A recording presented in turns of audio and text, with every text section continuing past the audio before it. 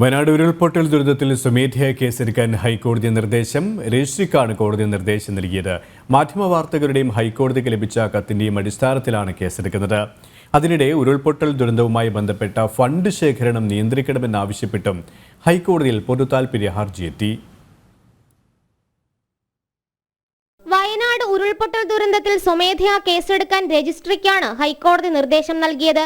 മാധ്യമവാർത്തകളുടെയും ഹൈക്കോടതിക്ക് ലഭിച്ച കത്തിന്റെയും അടിസ്ഥാനത്തിലാണ് കേസെടുക്കുന്നത്. കേസ് നാളെ രാവിലെ ഹൈക്കോടതി ഡിവിഷൻ ബെഞ്ച് പരിഗണിക്കും.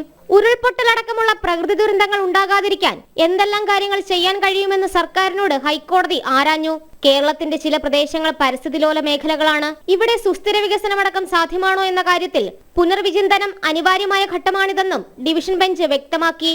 ഈ കാര്യങ്ങളിൽ നിലവിലുള്ള നിയമങ്ങളും ചട്ടങ്ങളും ആവശ്യമെങ്കിൽ പൊളിച്ചെഴുതണമെന്നും കോടതി ഓർമ്മിപ്പിച്ചു.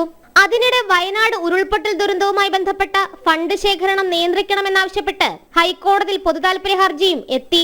കാസർഗോഡ് സ്വദേശി അഡ്വക്കേറ്റ് സി ഷുക്കൂറാണ് ഹർജി നൽകിയത്. നിരവധി സംഘടനകൾ അക്കൗണ്ട് വഴി വിവിധ തലങ്ങളിൽ നിന്നും ഫണ്ട് ശേഖരിക്കുന്നു.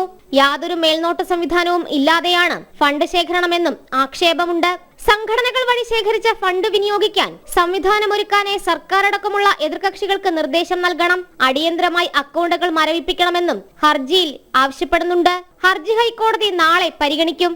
ജനം, കൊച്ചി.